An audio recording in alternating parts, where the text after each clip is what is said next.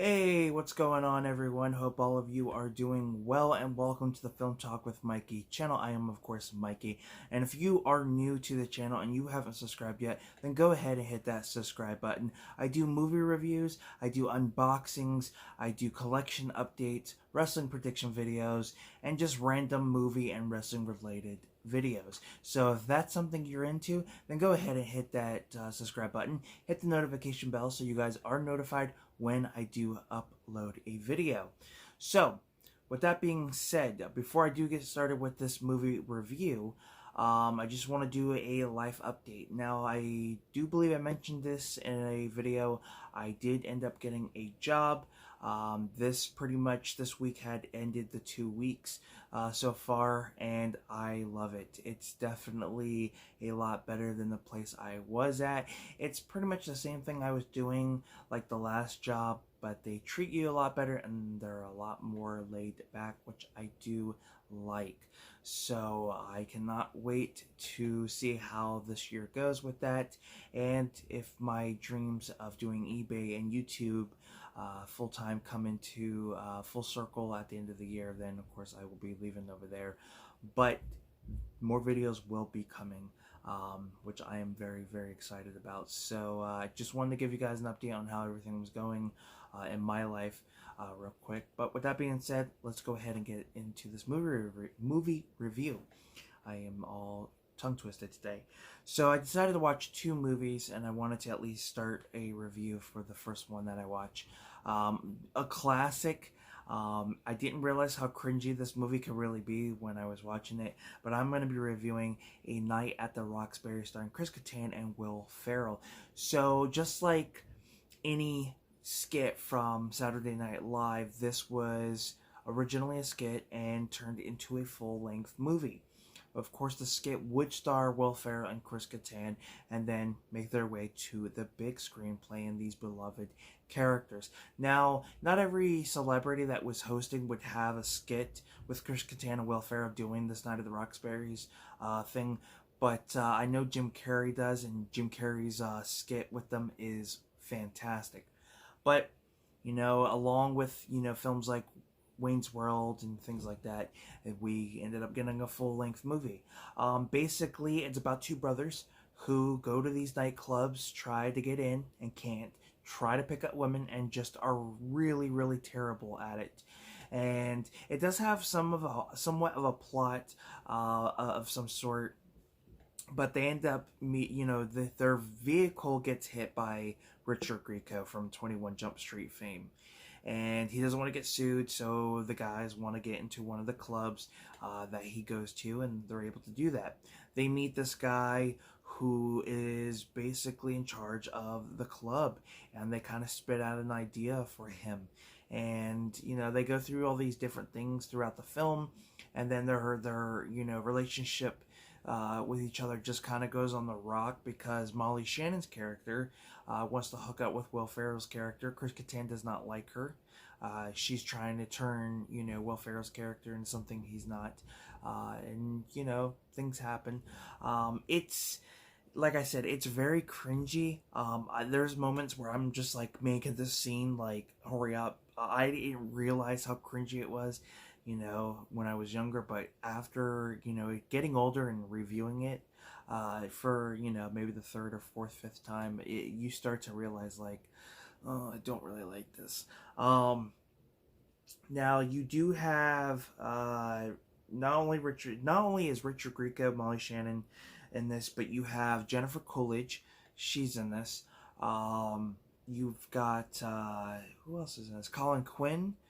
Who at the time I believe was an SNL cast member. He was just doing the news on the show. This came out in 98, I believe. Yes, 1998. So in 98, Chris Kattan, Will Ferrell, Colin Quinn, Molly Shannon, they were cast members. I believe Horatio Sanz and Jimmy Fallon were just starting to come in at this time.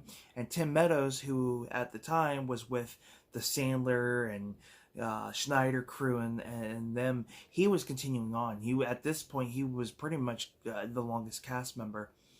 And there's a few other cast members during this time. I can't remember exactly right off the bat. but I do know at least some.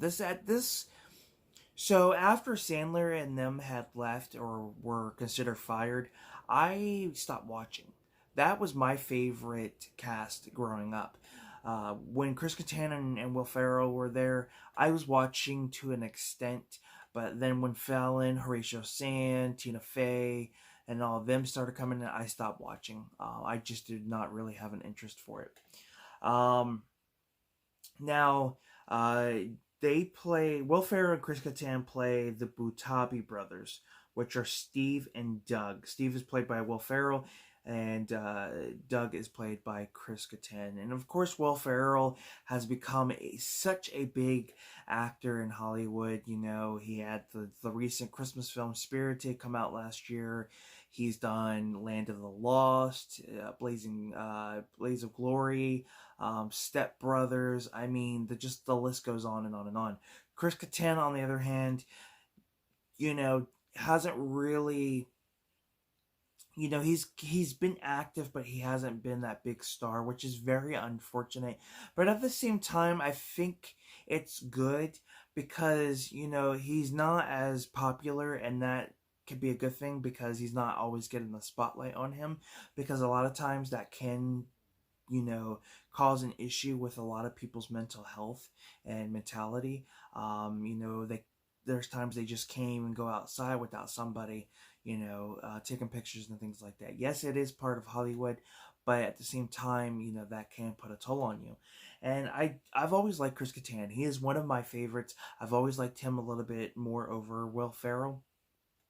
And he's done some things here and there. He did Monkey Bone for, you know, did that film, and he's in a few scenes with that. But other than that, he's been popping up and showing up in different things, which is pretty cool. I'm glad he's still active. Now you do get some features.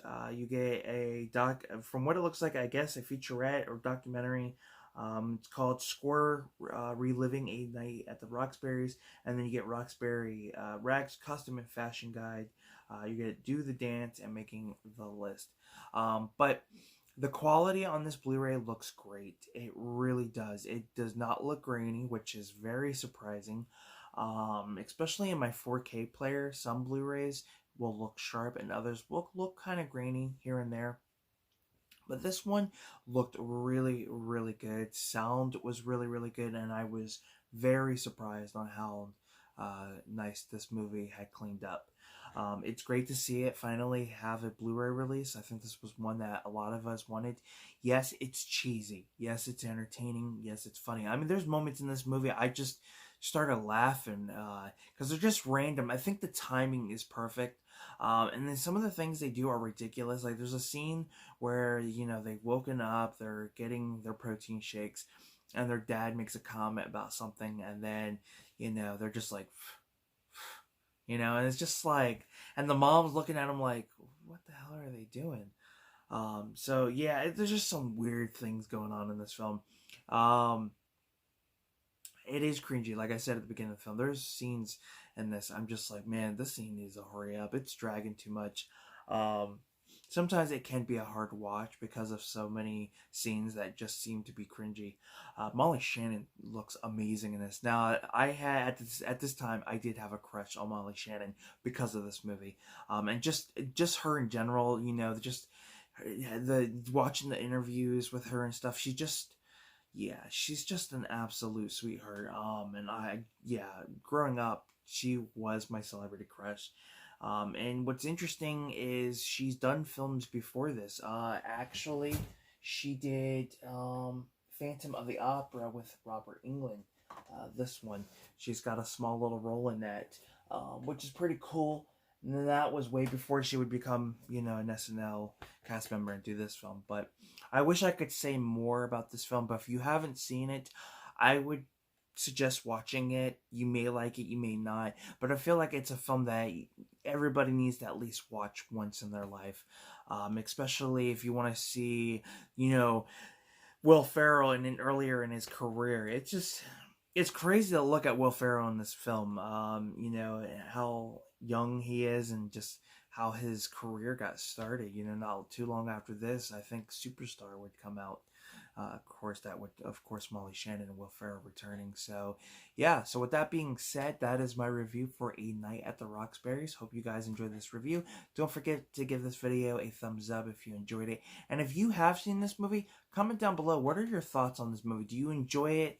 Do you find it to be terrible? What are your favorite scenes in this film? And yeah, just give me your thoughts all together. So until next time, guys, take care, and I will see you in another movie review. I'm Film Talk with Mikey, and next time we'll talk films. Peace.